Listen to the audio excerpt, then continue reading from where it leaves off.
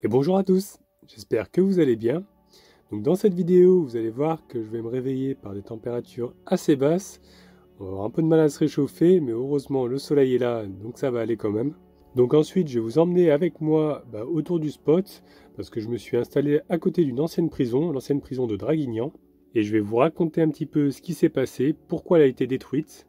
Donc je vous en dis pas plus, je vous laisse découvrir ça dans cette nouvelle vidéo. Ouais, il fait vraiment pas très chaud, hein. Il fait à peine 2 degrés dans le camping-car ce matin. Donc ça caille, ça caille.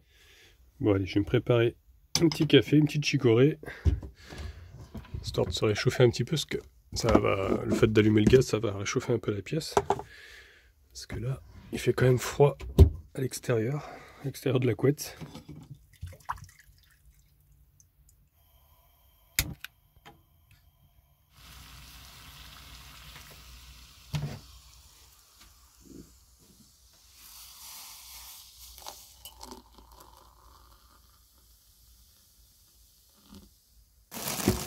Ce matin, je vais me faire des petites tartines au beurre de cacahuètes. J'ai pris du pain complet, donc c'est quand même c'est meilleur, quoi. Il y a plus de fibres, tout ça. Avec le petit beurre de cacahuètes que j'adore. En tout cas, je suis bien content parce qu'il y a du soleil aujourd'hui, beau ciel bleu, donc ça va vite réchauffer le camping-car. Par contre, il est hyper dur le beurre de cacahuètes. Il est super dur parce qu'il est complètement froid. On va dans un frigo ici. En plus, j'ai pris le crunchy, comme ça il y a des petits morceaux dedans, c'est encore meilleur, je trouve.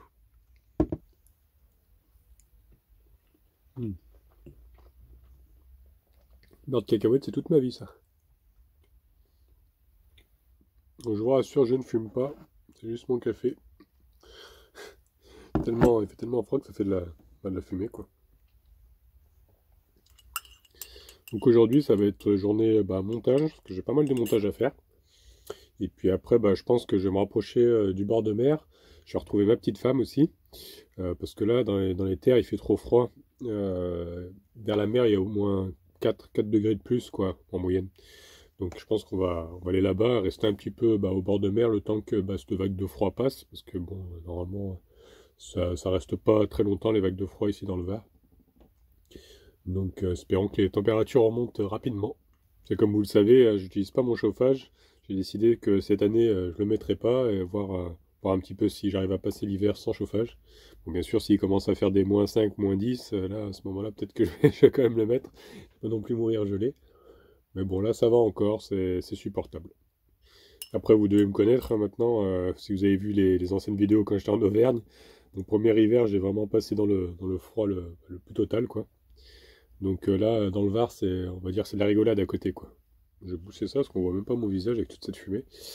Parce que là-bas, en Auvergne, il y avait beaucoup de nuages et très très peu de soleil.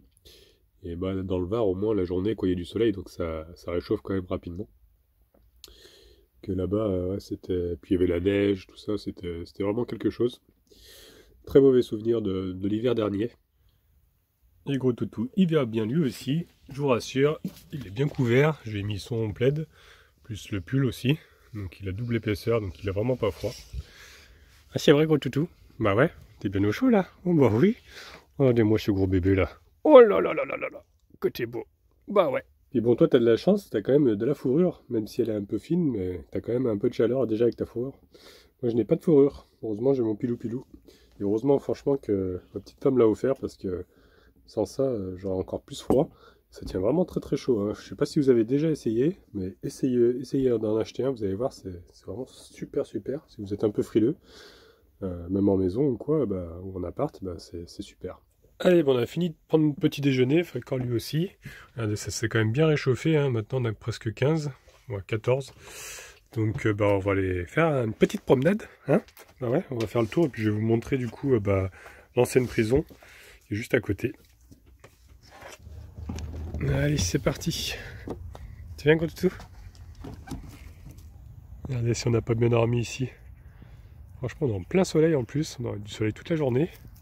Donc, ça va être l'idéal. Je vais pouvoir faire mon petit montage tranquillou, bien au chaud. C'est vraiment très très vaste, hein. Il y a beaucoup de gens qui viennent avec leurs chiens, tout ça, pour se promener. Ou avec leurs enfants aussi. Et là, donc, c'est l'ancienne prison, comme je vous disais. C'est vraiment un grand site. Et je ne sais pas trop pourquoi c'est clôturé.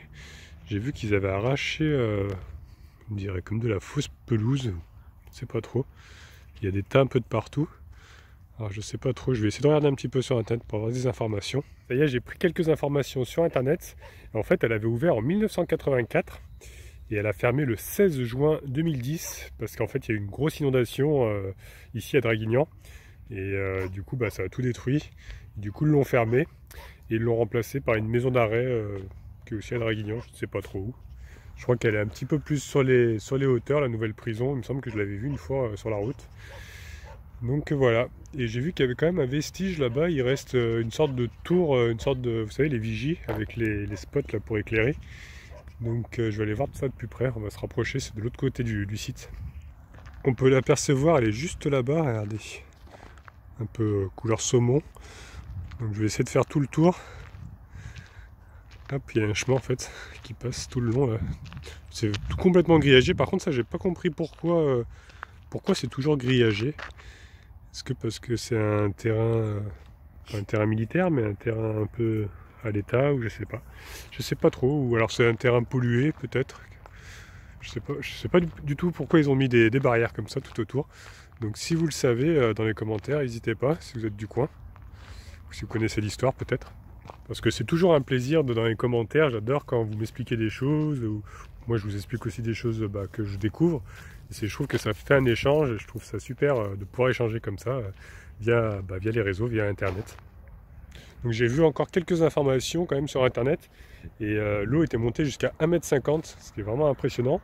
Et les matériaux de la prison étaient trop faibles et ça s'est détruit quoi. Et du coup ils l'ont pas détruit tout de suite, ils l'ont vraiment complètement démoli en 2018. Mais j'ai toujours pas trouvé d'informations concernant le fait que ça soit grillagé comme ça. Je ne sais pas. Par contre, j'ai vu aussi comme information sur internet qu'en 2001, il y a eu une triple évasion ici. Trois détenus assez dangereux apparemment en plus. Et c'était carrément un hélicoptère qui était venu les chercher dans la cour de la prison. Ils se sont fait comme ça, ils avaient braqué le pilote quoi.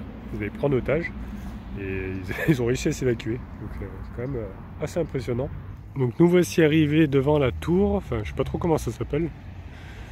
Une tour de surveillance quoi. Comme je vous disais, il y a les spots pour éclairer, pour surveiller la nuit, qu'on peut voir là, juste là. Tout est encore là. Le bâtiment il y a encore ses fenêtres, tout ça. C'est vraiment le seul morceau qui reste. Hein. Il n'y a plus rien du tout à part cette tour. Bon, là il y a un extraterrestre. C'est quand même assez impressionnant de se dire qu'il y avait une grande prison ici. Là il n'y a plus rien du tout quoi. Tout ça à cause d'un fleuve quoi.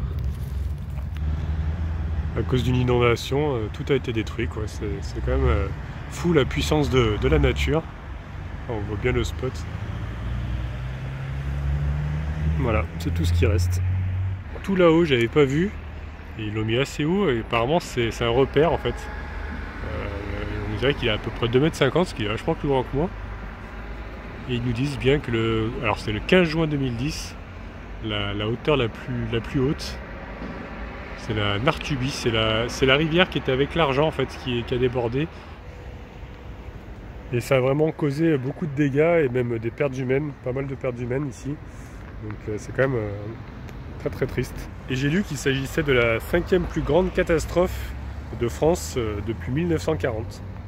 J'essaierai de vous mettre quelques photos de la catastrophe pour que vous puissiez vous rendre compte que c'était quand même quelque chose d'assez impressionnant.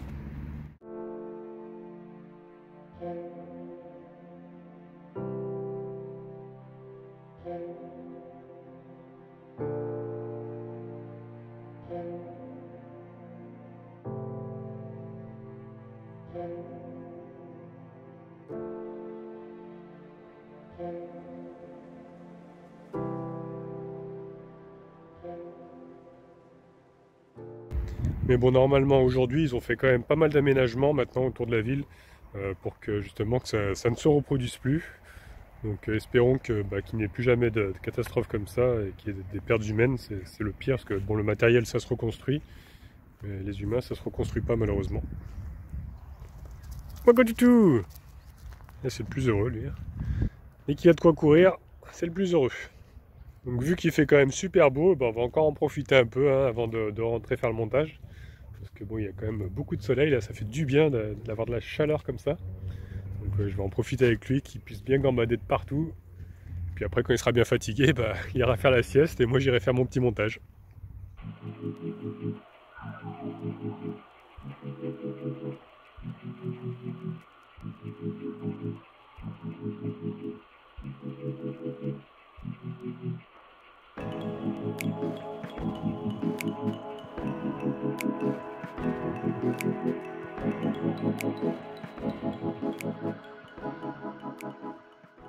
Ah, il y a un copain qui est intéressé, qui a appelé Falcor.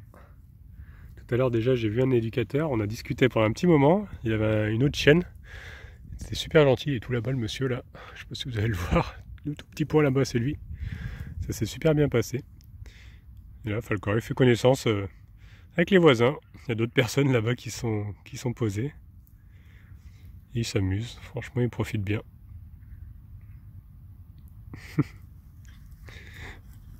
Salut, bonjour. Bon, merci pour le vent. Il est passé à côté comme un sauvage. Voilà, il gambade. Une vie de chien heureux. Et voici un autre voisin, un autre copain. Il est carrément venu avec la laisse. Je crois que sa maîtresse, son maître s'est fait embarquer. Oula, et doucement quand même, hein. T'as failli m'écraser, Falcor. Je me suis assis par terre, là, posé tranquillou. Et Falcor fait la fête.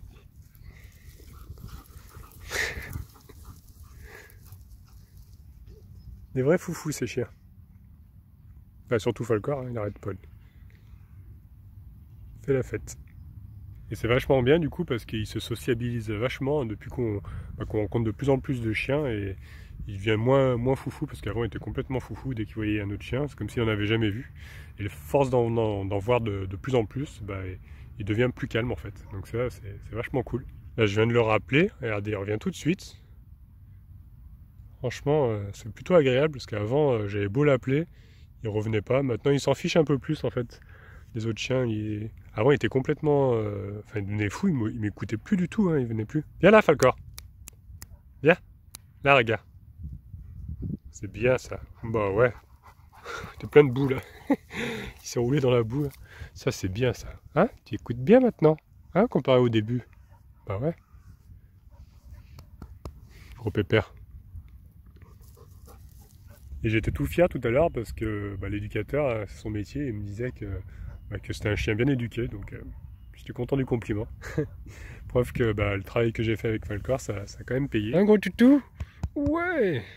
Oh là là là là là là. Il se laisse faire, il bouge plus. Regarde-moi toutes ces taches que t'as de partout là. Hein? Explication sur ça là? Hein? On dirait un dalmatien.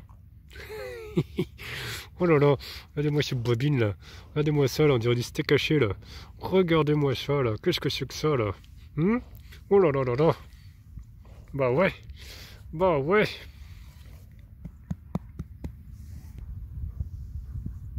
Qu'est-ce qu'ils disent là-bas, Falcor? Ça arrête pas de piailler là-bas.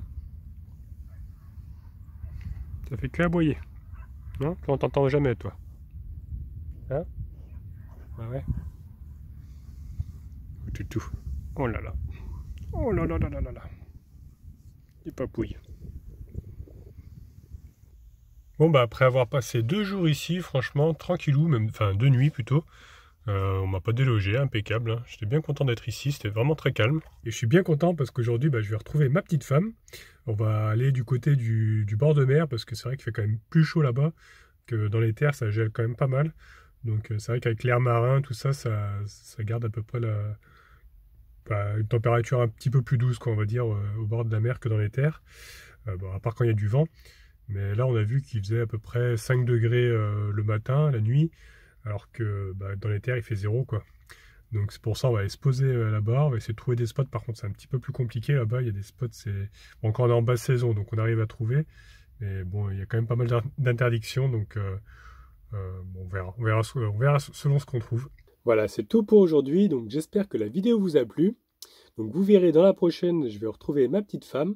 On va aller se balader au bord de la mer, c'était vraiment très joli là-bas. Et ensuite, je vais vous emmener visiter La Mole et surtout l'aéroport. En fait, c'est l'aéroport de Saint-Tropez qui fait partie de l'un des aéroports internationaux le plus petit au monde. Donc, je vous en dis pas plus. Je vous laisserai découvrir ça dans la prochaine vidéo.